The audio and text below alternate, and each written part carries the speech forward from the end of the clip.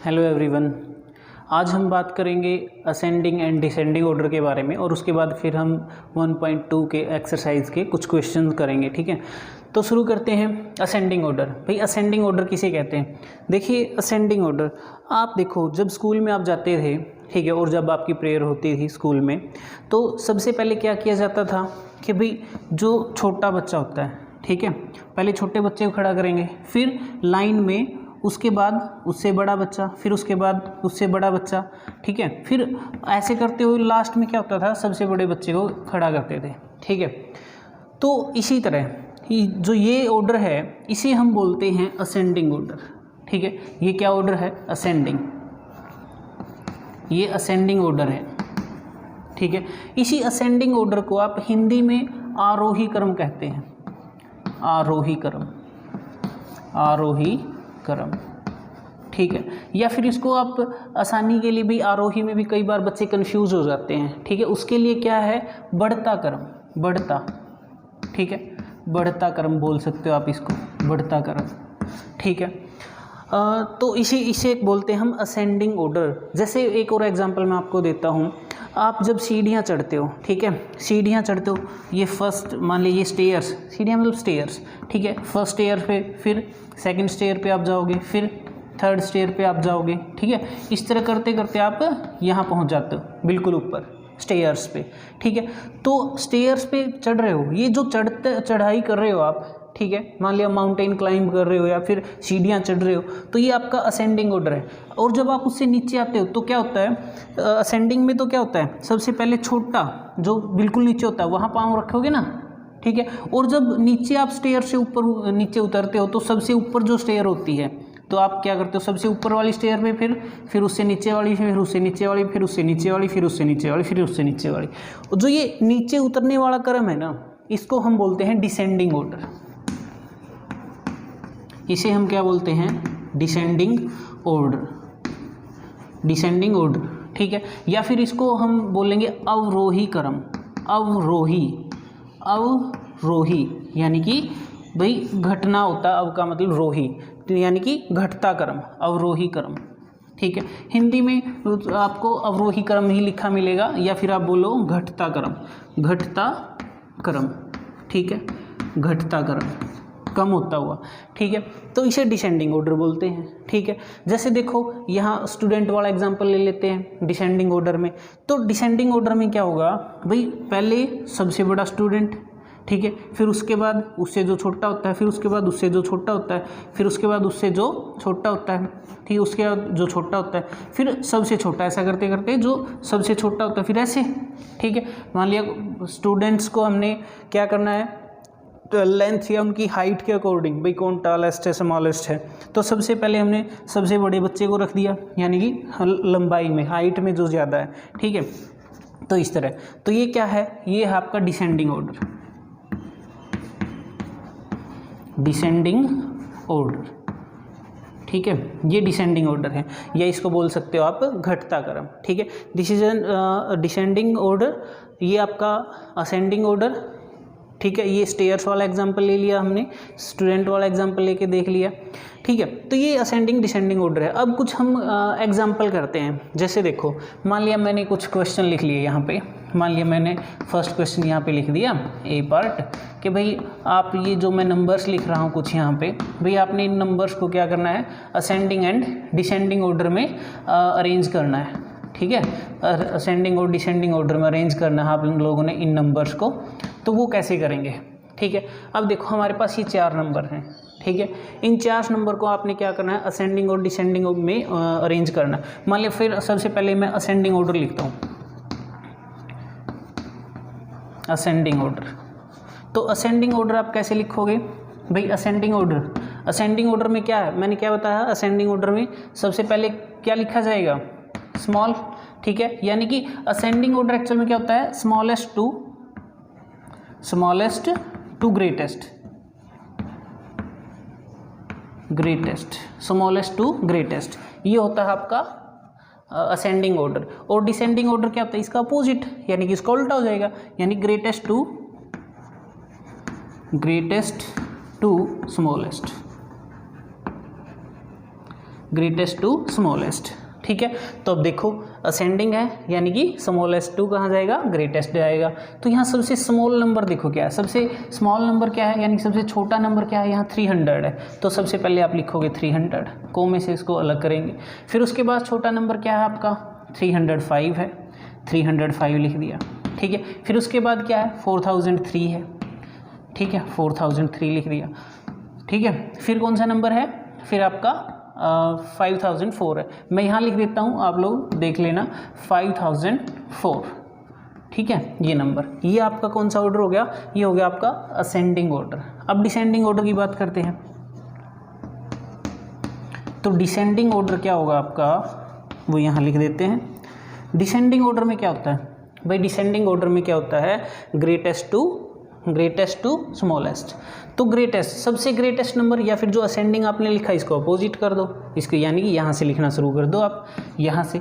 या फिर यहाँ देखो सबसे बड़ा नंबर क्या है, सबसे बड़ा नंबर है 5004, फिर 4003। ठीक है, उसके बाद क्या है आपका 305, उसके बाद क्या है 300। ये आपका क्या हो गया, डिसेंडिंग ऑर्डर हो गया। ठीक है, तो उम्मीद है आपको डिसेंडिंग ऑर्डर समझ आ गया होगा, डिसेंडिंग और असेंडिंग ऑर्डर आपको ये समझ आ गया होगा। और अभी आपने फिर ऐसे ही 5-10 एग्जाम्पल की एक्सरसाइज करनी है ताकि आप लोगों को अच्छे से क्लियर हो जाए। ठीक है, मैंने आपको बता दिया ही असेंडिंग डिसेंडिंग ऑर्डर।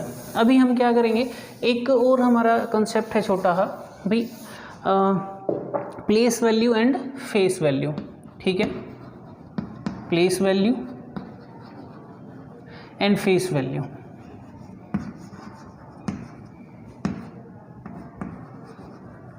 ठीक है, तो अब देखो प्लेस वैल्यू और फेस वैल्यू का मतलब क्या है। ठीक है, अब हमारे पास कोई भी डिजिट है। ठीक है, आप देखो, जब मान लिया, मैं एक एग्जांपल देता हूँ छोटा सा। ठीक है, आप बच्चे जब आप स्कूल में आते हो, ठीक है, स्कूल में आप कैसे ट्रीट होते हो, यानी कि एज ए स्टूडेंट, यानी कि आप घर से यहाँ आए, स्टूडेंट बन गए। ठीक है, फिर आप जब घर वापस चले जाते हो, क्या आपके मम्मी पापा भी आपको स्टूडेंट बोलते हैं? क्या आपके मम्मी पापा आपको ऐसा बोलते हैं, स्टूडेंट इधर आ बेटा, तो वो तो ऐसा बोलेंगे ना, बेटा इधर आ ये काम कर दे। और जब स्कूल में टीचर हैं वो भी एक्चुअल में तो ऐसे ही बोलेंगे, बेटा इधर आ। या फिर स्टूडेंट्स, आपको यहाँ एक पर्टिकुलर नेम भी दिया गया है कि भाई स्टूडेंट, जब आप क्लास में बैठे हो तो आपको, और बाहर से कोई पूछ रहा भाई क्लास में कौन है, तो बोलेंगे स्टूडेंट बैठे हैं, क्लास चल रही है। ठीक है, तो आपका देखो जैसे ही आप स्कूल में आए तो आप स्टूडेंट बन गए। ठीक है, और जब आप घर में हो तो आप बच्चे हो। ठीक है, जैसे मान लिया मैं अपना एग्जांपल लेता हूँ, घर में मुझे ये थोड़ा बोलेंगे हाँ भाई मास्टर, मतलब मेरे मम्मी पापा मुझे ऐसे टीचर थोड़ा बोलेंगे कि टीचर इधर आ, ठीक है, सर इधर आओ, ऐसा थोड़ा बोलेंगे। ठीक है, तो और जैसे ही मैं स्कूल में आ जाता हूँ तो क्या बन जाता हूँ, सर। टीचर मतलब कि सभी सर बोलेंगे, सर ये काम है, ये हो गया। ठीक है, ऐसे। ठीक है, तो वही है जैसे प्लेस वैल्यू और फेस वैल्यू, वहाँ घर में मेरी फेस वैल्यू है। ठीक है, और स्कूल में आता हूँ तो यहाँ प्लेस वैल्यू है। ठीक है, तो जैसे देखो भाई प्लेस वैल्यू और फेस वैल्यू, जैसे हमारे पास जो डिजिट होते हैं ना, डिजिट, ठीक है, डिजिट हमें पता है कौन से होते हैं हमारे पास। ठीक है, ये 0 1 2 3 4 5 6 7 8 9 ये डिजिट हैं। ठीक है, अब इन डिजिट की वैल्यू जब ये यहाँ पे देख रहे हो ना, तो इनकी वैल्यू क्या है, इनकी ये फेस वैल्यू है। इन डिजिट की ये क्या है, फेस वैल्यू है, फेस वैल्यू। ठीक है, और इन्हीं डिजिट को अगर मैं एक नंबर का रूप दे दूँ, ठीक है, इन्हीं डिजिट को एक नंबर लिख दूँ, मान लिया मैंने एक नंबर लिख दिया, नंबर कैसे, मान लिया मैंने लिख दिया एक नंबर, ऐसे लिख दिया। ठीक है, ये नंबर लिख दिया। ठीक है, अब ये बताओ जो ये 1 है, ठीक है, तो एक्चुअल में तो ये 1 है, लेकिन अगर हमें यहाँ से देखें तो 1 दिख रहा है भाई। ठीक है, लेकिन अगर इसके प्लेस की बात करें, इसके प्लेस की बात करें, ये प्लेस कहाँ पे किया गया इसको, तो हम देखो ऐसे नहीं करते हैं क्या, 1s 10s 100 1000 ऐसा करते हैं ना सभी ने, मैंने बताया भी था पिछली वीडियो में, ये 1s होता है, 1s मतलब कि इकाई, 10s दहाई, 100 100, ठीक है, सैकड़ा, और ये 1000 1000। ठीक है, यानी कि यहाँ 1 की अगर मैं प्लेस वैल्यू की बात करूँ, 1 की प्लेस वैल्यू की बात करूं तो 1 इज किसके नीचे है, 1000 के नीचे है, यानी कि ये 1 × 1000 है, यानी कि 1 बार 1000, ठीक है। यानी कि यहाँ इसकी वैल्यू जो है 1000 है, ठीक है। यहाँ इसकी वैल्यू क्या है, 5 × 1, ठीक है, यानी कि 5 है, ठीक है। 0 की वैल्यू 0 ही रहेगी, ठीक है। ये एक्चुअल में 0 × 10 है ये यहाँ पे, ठीक है, लेकिन 0 से किसी को भी मल्टीप्लाई करेंगे तो 0 आता है। ये 0 × 100 है, वो 0 ही आएगा, ठीक है। ये होता है। तो अब देखो, जैसे मान लिया मैं एक एग्जांपल और लेता हूँ, मान लिया मैंने एक एग्जांपल लिख दिया ये, ठीक है, और आपसे बोले कि भाई आप है ना इसकी भाई 3 की प्लेस वैल्यू बताइए क्या होगी। Find out the place value of 3, find out the place value of 3, यानी प्लेस वैल्यू ज्ञात करो इसकी, यानी कि 3 की प्लेस वैल्यू क्या होगी। तो आपने क्या करना है, सीधा सा, ये 1s है, ये 10s है, ये 100 है, ये 1000 है, फिर ये 10,000 है, ठीक है, और फिर ये क्या है आपका 100, 1000, 10,000, ठीक है, फिर ये लाख, ठीक है भाई, ये हो गया। अब आपसे पूछ लिया जाए कि भाई 3 की प्लेस वैल्यू बताइए क्या होगी, तो इसका मतलब क्या है, ये प्लेस वैल्यू कहाँ है, ये 100 है, 100 के नीचे है 3, तो इसका मतलब 3 × 100, हमने क्या लिखना होगा, 3 × 100, यानी कि 3 को 300 लिखने हमने, यानी कि 3 × 100, यानी कि इसकी प्लेस वैल्यू जो है वो 300 है।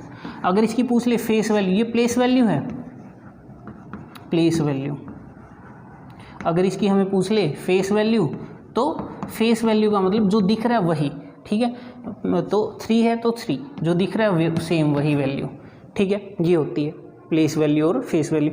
जो हम किसी नंबर को भाई एक्सपेंडेड फॉर्म में लिखते हैं वो कैसे, ये देखो प्लेस वैल्यू और फेस वैल्यू का डिफरेंस आई थिंक आपको समझ आ गया होगा, ठीक है। तो हम क्या करते हैं भाई, किसी नंबर को अगर एक्सपेंडेड फॉर्म में लिखना हो तो, ठीक है, एक्सपेंड करके भाई एक्सपेंडेड फॉर्म में किसी नंबर को अगर लिखना है तो एक्सपेंडेड फॉर्म, तो एक्सपेंडेड फॉर्म में कैसे लिखेंगे किसी नंबर को। मान लिया हमारे पास एक नंबर है, ठीक है, मान लिया हमारे पास ये नंबर है 4735, ठीक है।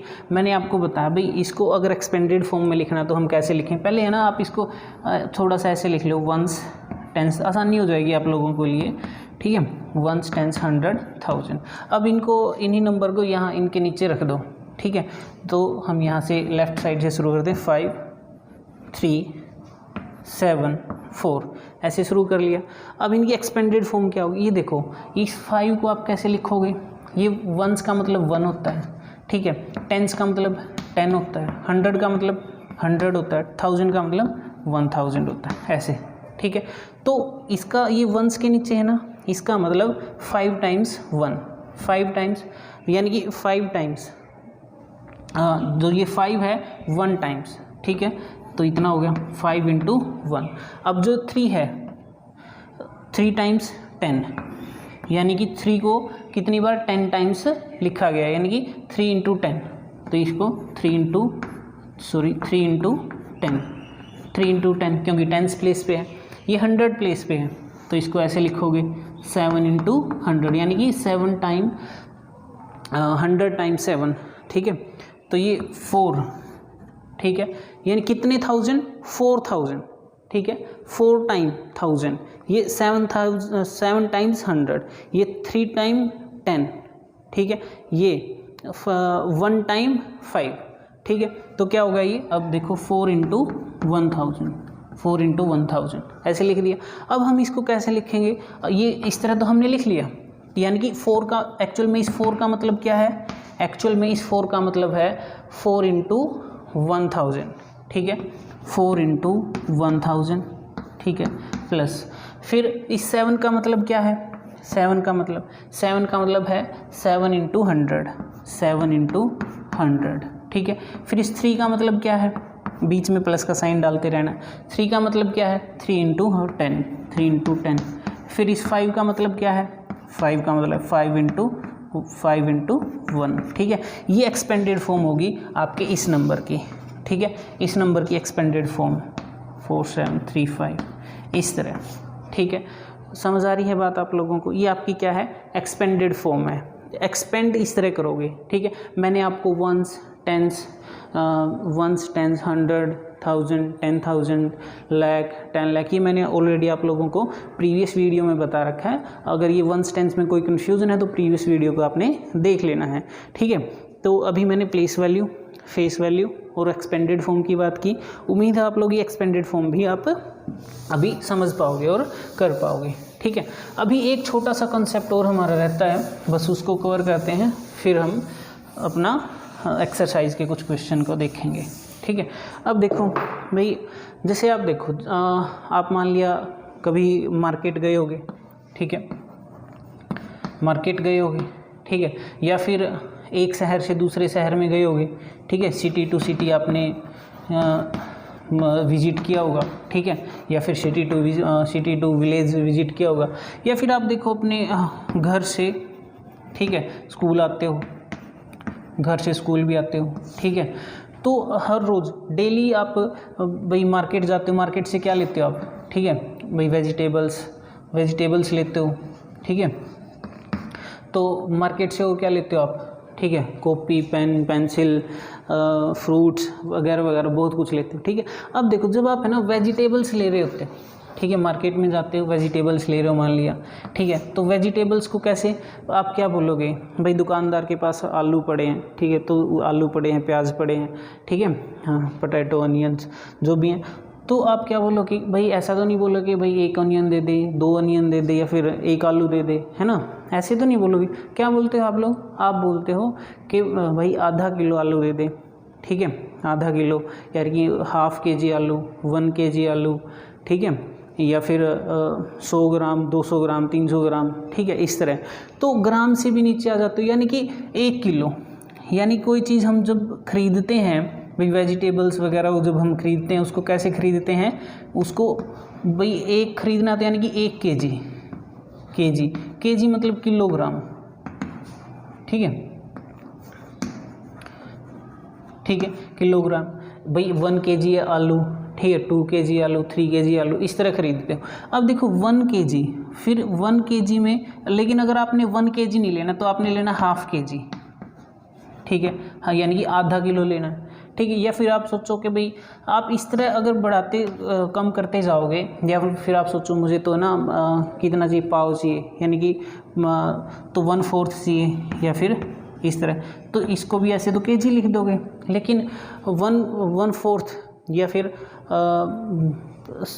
पाइया, पाव जिसे हम बोलते हैं, ठीक है, पाइया आलू दे दे, इस तरह बोलेंगे, ठीक है। तो इनको दूसरे तरीके से कैसे लिख सकते हैं, ठीक है, ग्राम में, इनको किस तरह, यहाँ ग्राम में भी लिख सकते हैं, ठीक, ग्राम में कैसे, आधा किलो का मतलब होता है 500 ग्राम, ठीक है, ठीक है, और इसका मतलब होता है 250 ग्राम, ठीक है,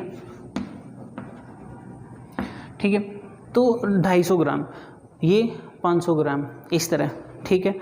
तो उम्मीद है आप लोगों को समझ आ गया होगा। यहाँ देखो आप 1 kg है ना, तो 1 kg को आप, इसका मतलब क्या हो, 1 kg इज इक्वल टू 1000 ग्राम, ठीक है, 1000 ग्राम, ठीक है।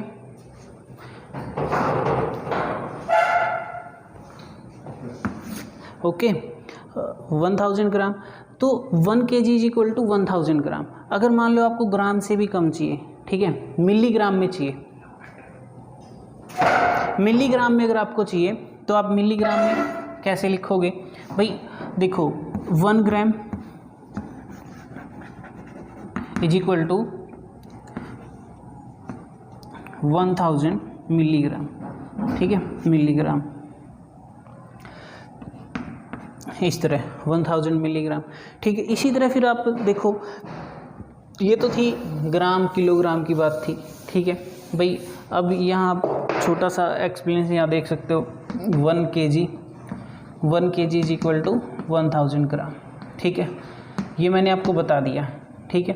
अब आपने क्या करना है, 1-2 क्वेश्चन करना भाई, आपने बताना है 1 ग्राम, भाई 1 ग्राम में कितने मिलीग्राम होते हैं, ठीक है, कितने मिलीग्राम होते हैं, ठीक है। तो अभी ये आप लोगों ने खुद करना है, ठीक है। फिर आप देखो, मान लिया हमारे पास अभी आपका जो एक्सरसाइज है, मान लिया आपकी एक्सरसाइज है जो भी आपका मैथ है 6th क्लास का, उसकी एज पे ना एक स्केल बना हुआ है, ठीक है। जो हम स्केल यूज़ क्यों करते हैं, यानी कि लेंथ के लिए, यानी कि what is the unit of length, यानी कि लेंथ की यूनिट क्या है, उसको कैसे हम मेज़र करेंगे। लेंथ को मेज़र करने के लिए आप क्या करोगे भाई, उसको सेंटीमीटर में, मीटर में, ठीक है, किलोमीटर में, इस तरह मेज़र करोगे।